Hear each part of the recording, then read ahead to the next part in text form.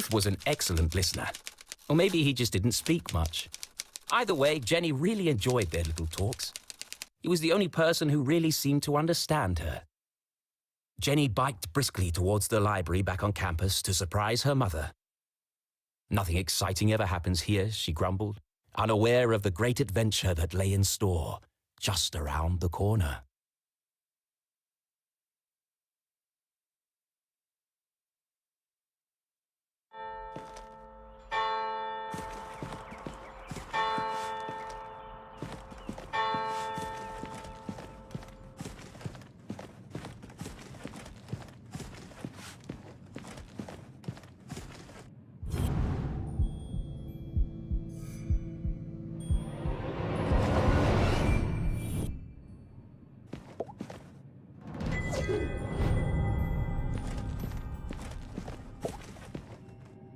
Gerald Strasberry.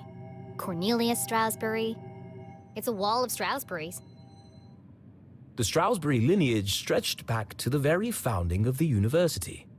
There had been a Dean Strasberry at Gumboldt for over 150 years. There won't be for much longer. The dean's retiring, and the only Strasberry left is Keith. And he's not exactly the academic type.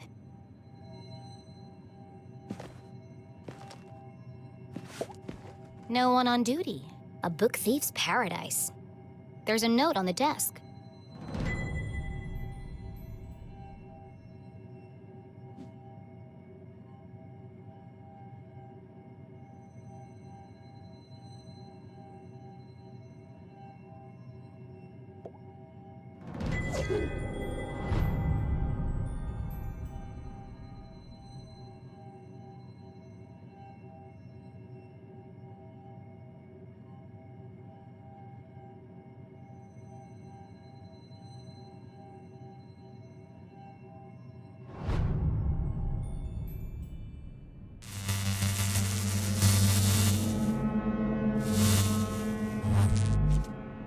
That was weird.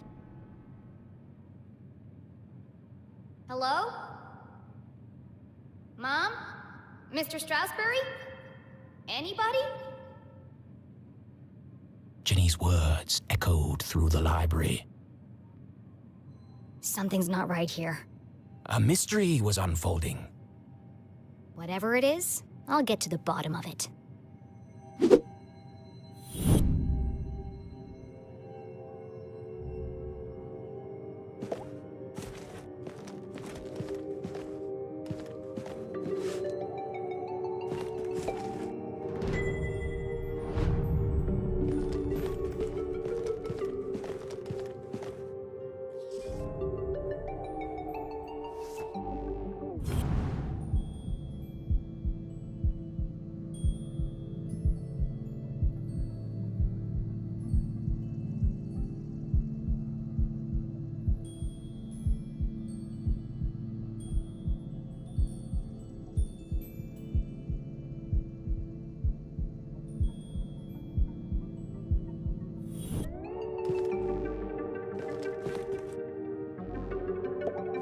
The chandeliers that adorn this library are made from rare Arthurtonian quartz, kindly donated by the Glatz Foundation. The Glatz family was one of the oldest in town. They were the first to mine the valuable quartz deposits beneath Arthurton. And as such, they became incomparably wealthy. And they sure like to let everyone know it.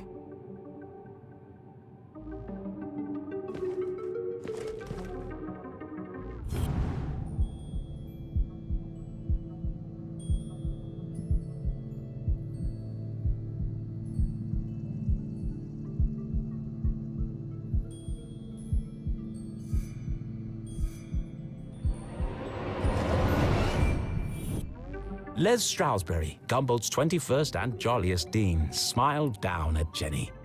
Looking a bit wonky today, Mr. Strasberry. A pair of wires ran down the wall and disappeared behind the painting. It's too high to reach. What are you hiding back there?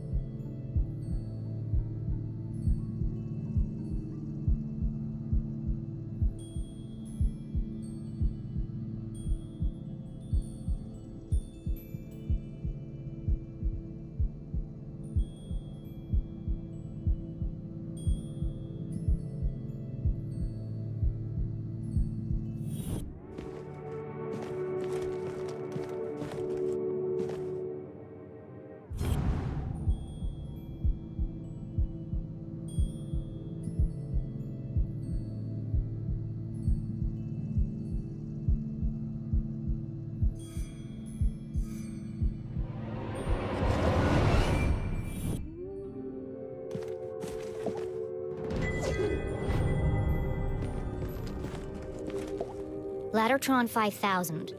The pinnacle of remote ladder and bookcase technology. Kindly donated by the Glatz Foundation.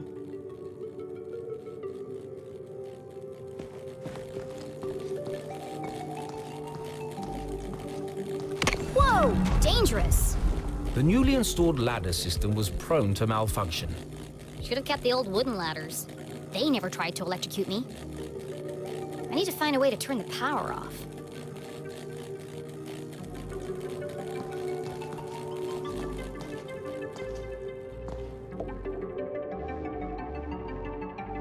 Jenny gazed at the technological marvel of Laddertron 5000.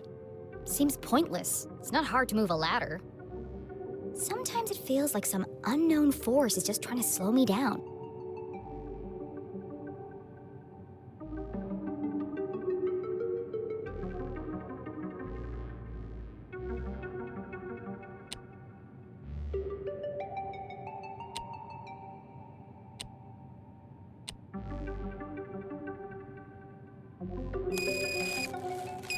No good. I don't think I'll be able to move the ladders while the electricity is on.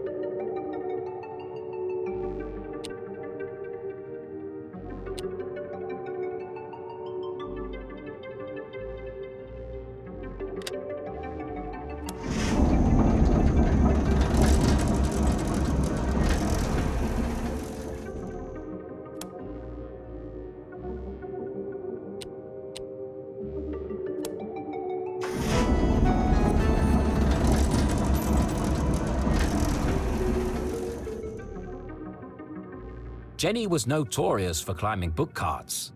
It's the only way to reach the highest shelves. In fact, this could be useful. But something else had caught her eye. This table's a complete mess. Who would leave it like this?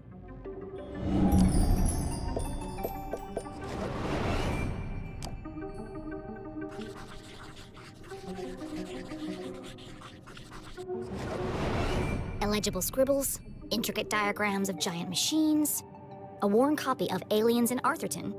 Jenny knew only one person could have been sitting here. CJ. It's odd, though.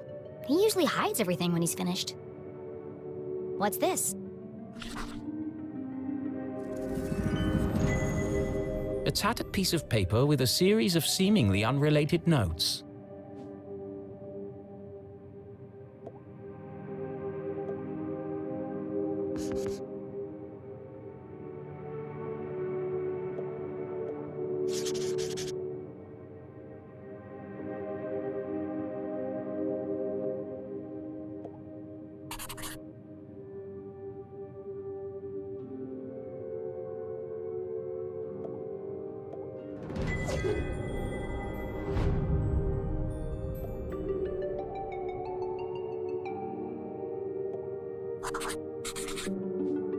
UFOs, shadow men, experiments on corpses.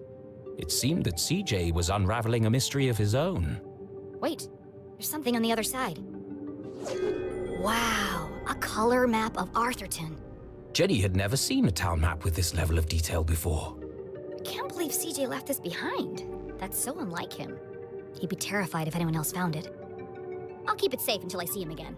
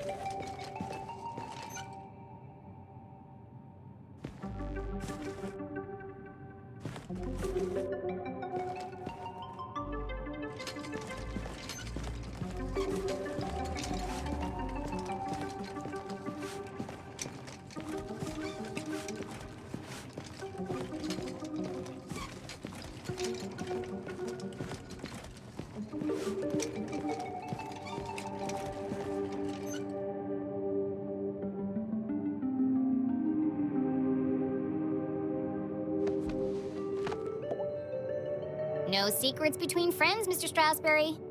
Jenny stood on her tiptoes and delicately removed the priceless painting from the wall. Oops. Aha! Precisely what I was hoping to find. It was?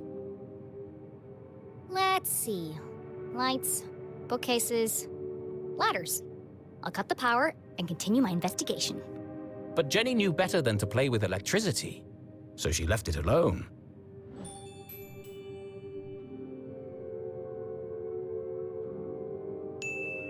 It's a simple switch. Perfectly safe.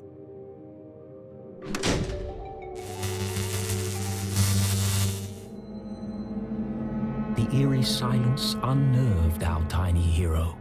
But even worse was the dark. Jenny had always been terrified of the dark. Just breathe. A great detective never succumbs to fear.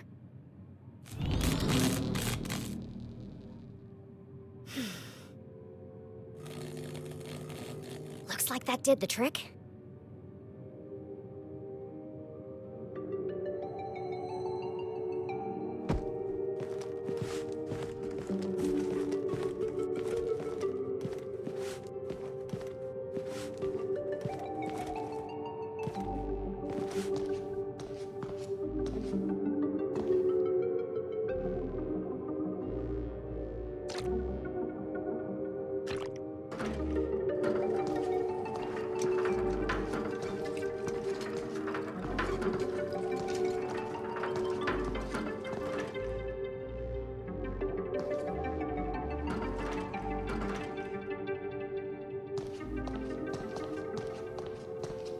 Jenny stopped in her tracks. The sign clearly read, "Wet floor, caution." Her path was blocked. You're kidding me, right? Trampling muddy feet over a perfectly clean floor? She was a maverick, not a monster.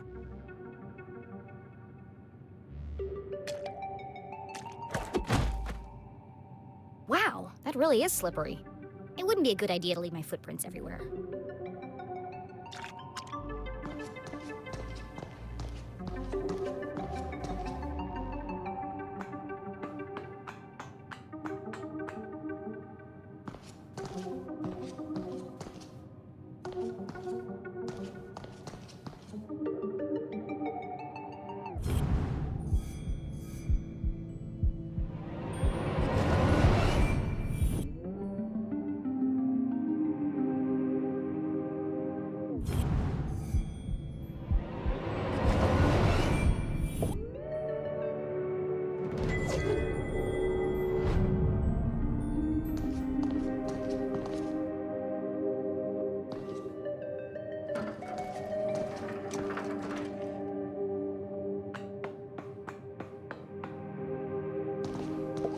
Rare books. Our most precious collections reside in this temperature-controlled room, kindly donated by the Glatz Foundation. Yeah, we know.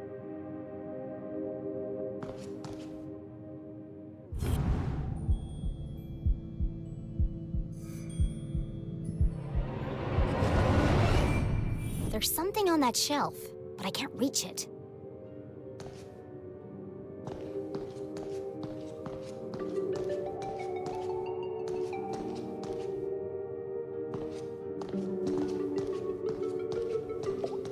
The fallen remains of a bookcase blocked Jenny's path. It looks like a bomb went off in here. It's too precarious to climb over.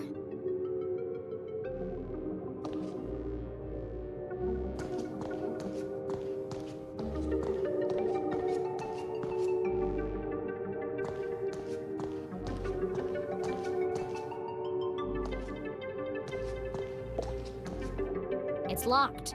No problem, I'll just pick it. Jenny was skilled with a lockpick, having watched her mother demonstrate the process countless times. But that was just for fun at home. This was the real world. You couldn't just go around picking other people's locks. That was a crime. A great detective knows when to bend the rules. And the paperclip she has in her pocket.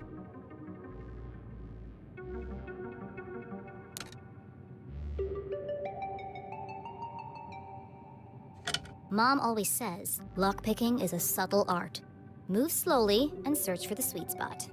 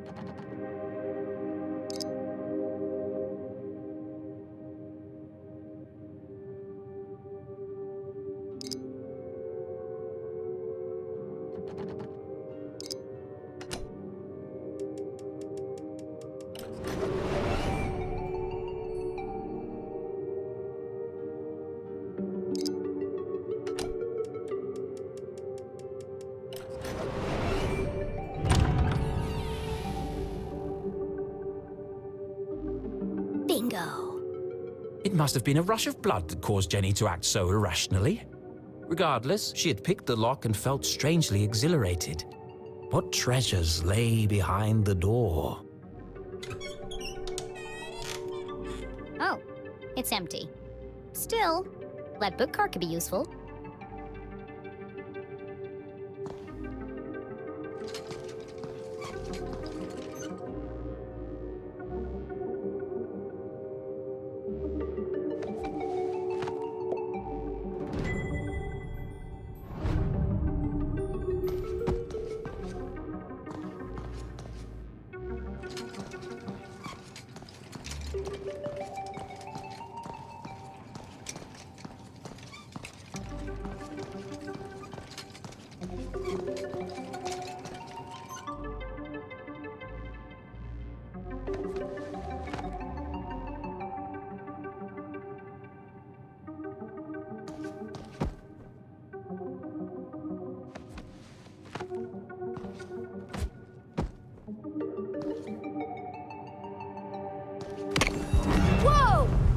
An empty library, a fallen bookcase, and now a broken balcony? This mystery has all the hallmarks of foul play.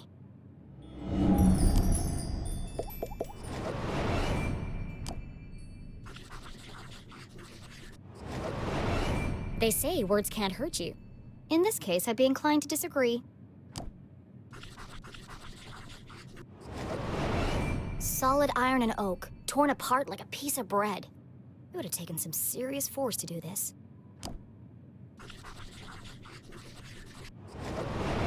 Something bad happened here. This is feeling more and more like a crime scene. And then Jenny saw it.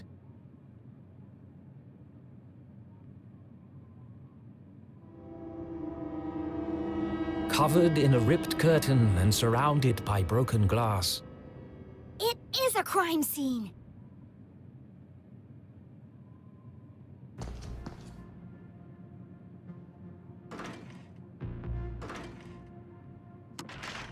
Something's blocking the ladder.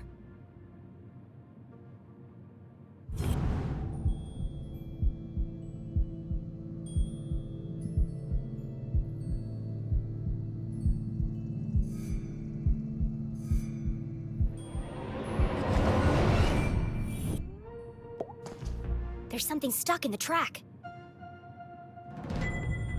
Ipsa, scientia, potestas, est. It's the Dean's ring! No wonder the ladders were malfunctioning. The ring must have caused a short circuit. I'll keep hold of this and return it to the Dean when I see him next.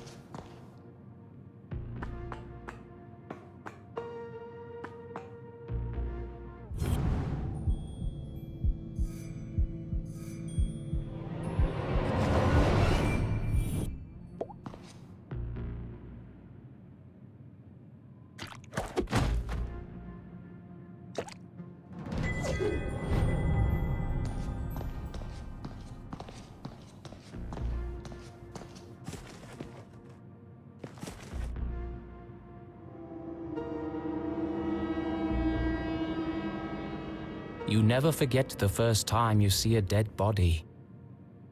It harrows the mind, terrifies the soul, scars you to your very core. A dead body? No way! This is amazing! Who lay under that curtain? Who had breathed their last breath? Who had shuffled off this mortal coil to meet their maker? It could be anyone. I mean, it could be an escaped lunatic from the asylum. Or an axe-wielding maniac on the run from the cops. It could be... It could be... Mom? Oh no. Please, no. No, you never forget the first time you see a dead body.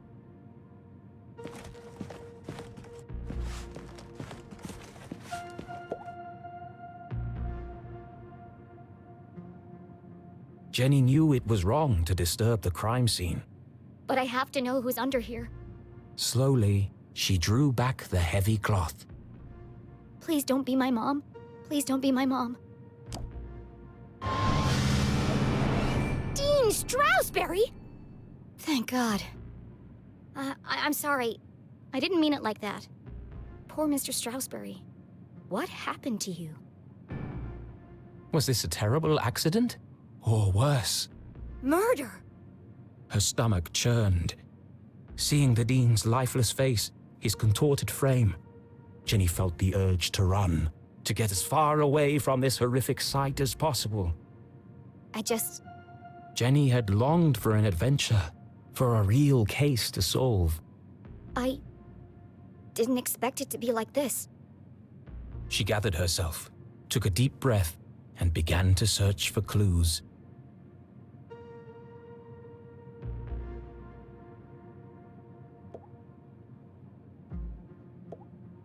He looks like he's been dead for weeks. His skin is pale and colorless, and there's a strange mark on his neck.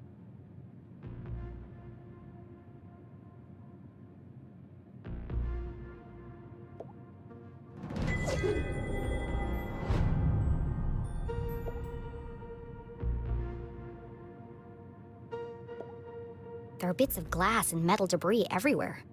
He has burn marks on his hand.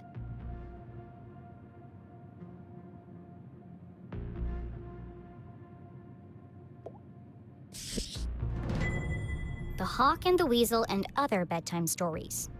It could be important. Then again, it could have just joined the Dean for the ride.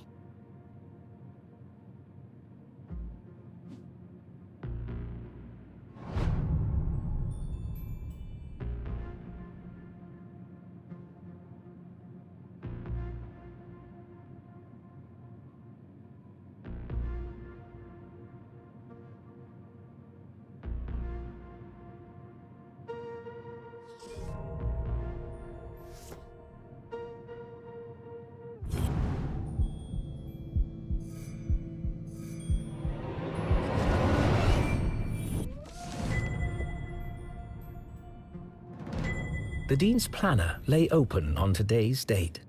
Perhaps I can retrace his steps and create a timeline of events.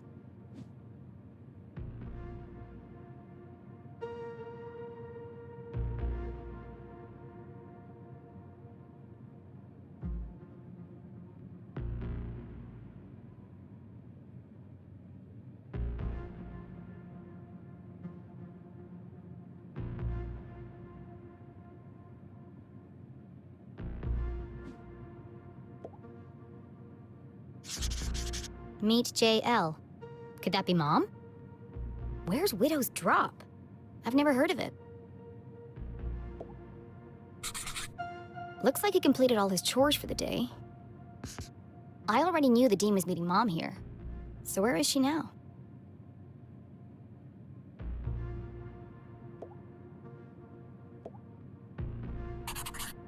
Looks like he canceled his meetings on Friday and rearranged lunch with Keith. Oh, poor Keith. Jenny didn't know how she would break the news to him. But I should be the one to tell him. Gossip spreads like wildfire in Arthurton.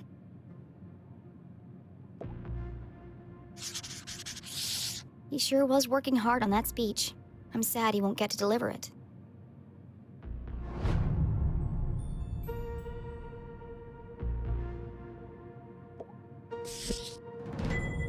A book about chance. What are the odds this was an accident?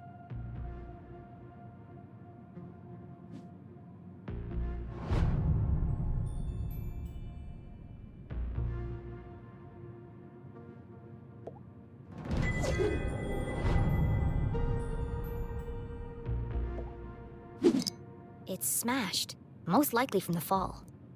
The hand stopped at 3:57 p.m. That gives me a potential time of death. If Jenny had arrived just a few minutes earlier... I might have been able to save him.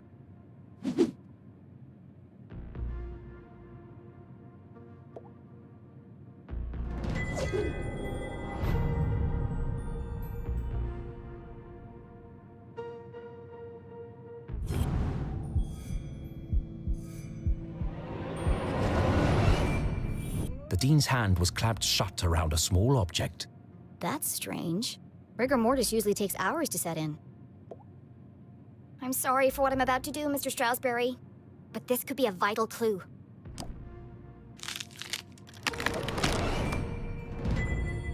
Mom's ID card? But that means... Julie Leclue had definitely been here. she could be the last person to have seen him alive. She could be the killer. Impossible. My mother's a forensic expert.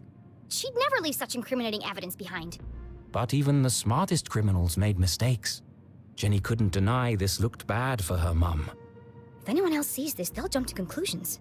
They'll think my mom's a murderer. Unless... A peculiar thought crossed Jenny's mind. Unless... there's nothing to find. Removing evidence from a crime scene was highly unethical. So is planting evidence to frame an innocent person. She had no proof of that. I have to do something.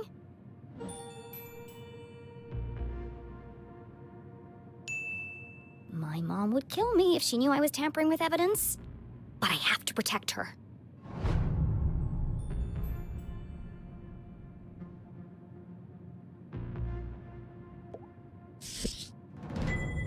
It's a book about predicting the future. I suppose it didn't belong to Mr. Strasberry then.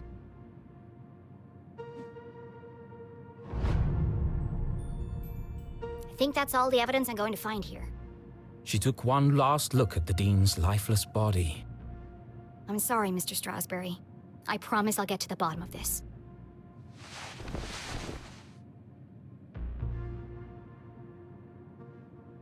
Jenny knew she should leave and call the police.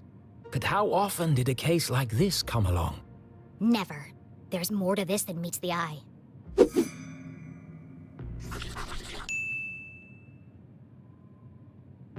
Some of this evidence must be connected. So she opened her journal to join the dots. What was the apparent cause of death?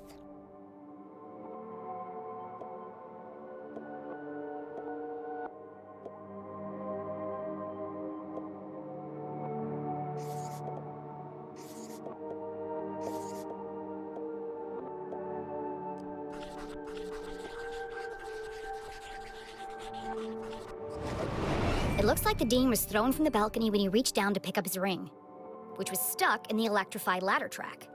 He grabbed the curtain, but it didn't slow him down. He landed on a bed of metal and glass debris.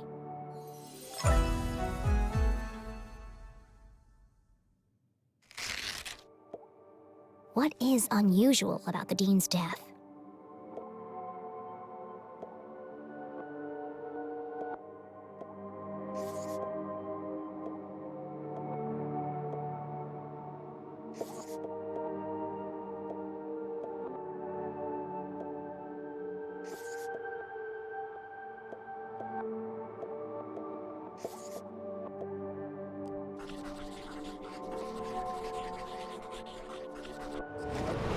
Dean has a strange mark on his neck.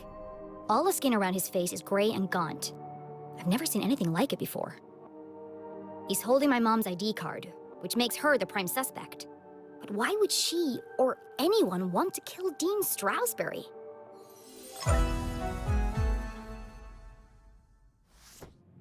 Jenny suspected foul play, but what was the motive?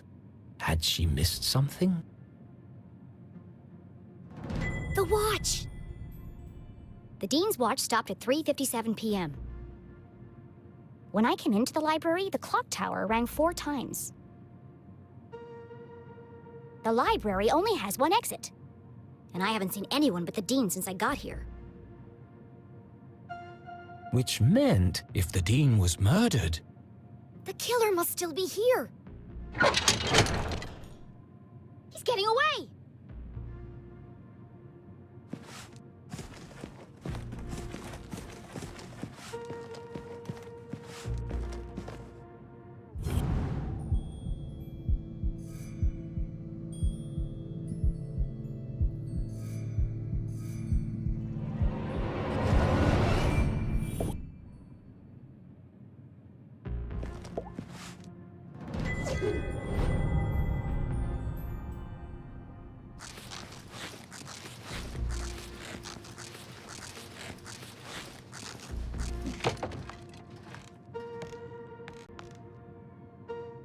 Jenny could hear police sirens in the distance. Someone must have tipped them off. I'll catch the murderer and keep him busy until the cops arrive. Chasing after murderers was hardly the job of a little girl. Hey, you! Stop!